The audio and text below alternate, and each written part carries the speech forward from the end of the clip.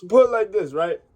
Like, comment, share, subscribe, whatever. You know what I'm saying? What up, YouTube? Anyways, the shooting down in Texas, my heart go out to them people, the victims of them families that lost somebody. My heart go out to them, you know what I'm saying? Sandy Hook happened right in my backyard. I remember where I was when that shit happened. Okay, I just pulled up on the campus from doing something at Waterbury, pulled up at the MVCC campus, hopped out the car. This bitch came running out the school, hugging me, talking about, oh, my niece was in the school, all that. You feel what I'm saying? So, like, that's why I said something about Sandy Hook earlier. Like I said, it's hearsay. All I know is it's very weird how my little brother Lane died after he had been saying that shit to literally strangers, bro. Anyone who would give him the time of day to hear that, he'd tell them. You feel me? So, rest his soul, Lane, you know what I'm saying? But, like I said,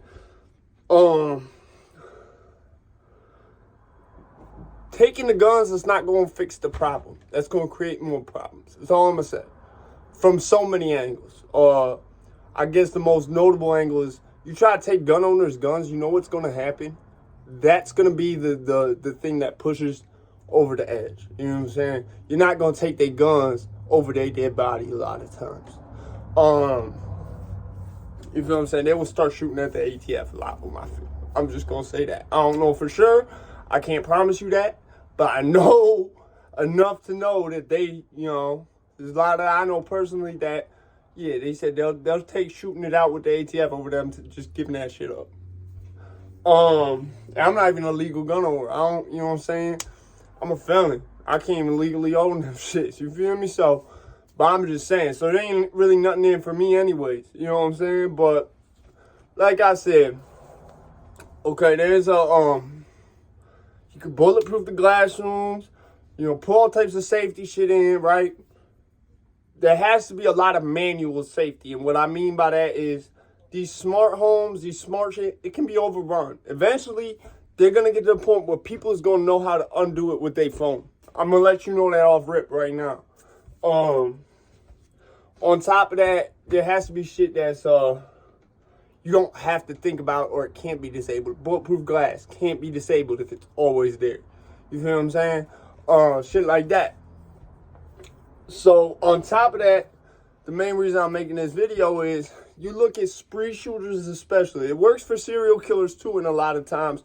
But with spree killers especially, these people they're very isolated. They're more isolated than me. And I'm not even isolated. I wouldn't say I'm isolated, but I do spend a lot of time by myself. You know what I'm saying? These people are usually all by themselves for a long period of time. You feel me? For example, going all the way back to the UT shooting. Now, I doubt, at least I haven't done my research as to what they discovered about that dude, but I know he had PTSD. I can say things for certain. I know he most likely, if not guaranteed, had PTSD, which means he most likely, because he was a former special forces in Vietnam, he definitely spent a lot of time alone if that was really the case and wasn't no putting the batteries in the back type thing, right?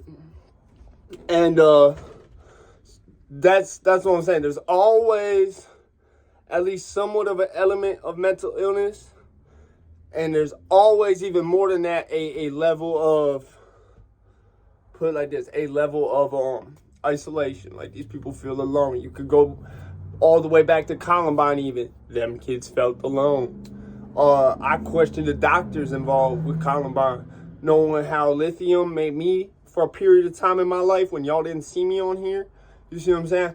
I question the way that lithium interacted with me with that. You feel me? Because, put it like this, for someone with normal levels, a medication like lithium is going to make their levels abnormal. Meaning, if you're not bipolar, something like lithium, especially with my case, make you act bipolar.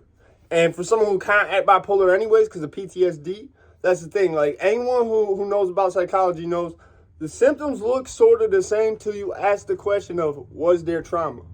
Okay? And for me, I don't like putting videos about mental illness out there because anyone who might know, I feel like it glamorizes it or has people who watch this video try self-diagnose, and I don't want people to be doing that. So that's just a little smidge of this video I'm touching on. You feel me? But with the Columbine kids, I feel like them doctors because they was on Prozac. I don't know if they was on Ritalin too, but I know in the 90s, the thing was, put them on Ritalin. If that don't fix it, try mood stabilizer or antidepressant. You know, and to determine if a kid had ADHD, all that had to be proven is that we put him on Ritalin and he did better in school. You feel me? That's all that had to be proven. Which, knowing how amphetamines and stimulants work, Ritalin is speed. You feel me? When you hear speed, that's not crystal meth. No. That's something completely different. It's the precursors, the amphetamines.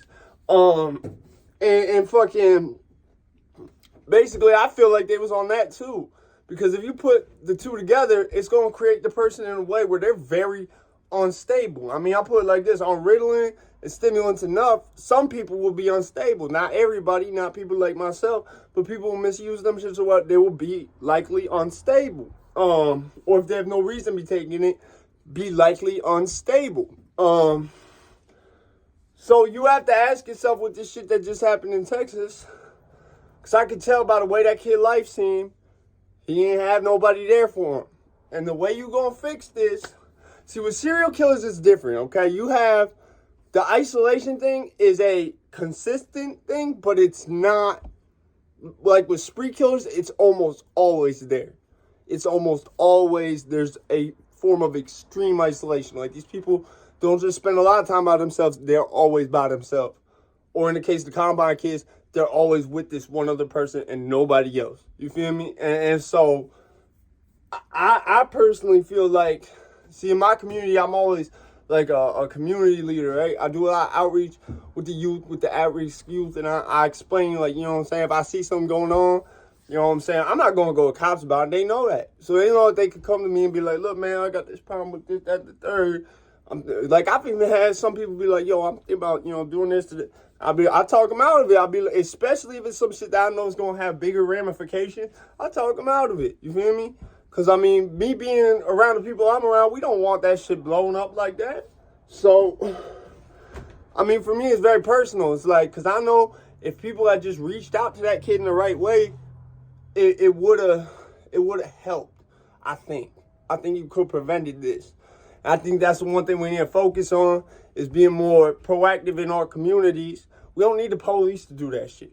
We can do that shit better than the police can, because especially if you someone the kids know they can trust you with, and that no matter what, you're not going to go to cops. You're not no mandated reporter type shit. You feel me? Like, they going, I know from my experience, there's a lot of people I talked off a ledge just because of that. So, like I said, we gotta really do better, man. We gotta really try to just steer this shit in the right direction, man. I love y'all, man. Be easy.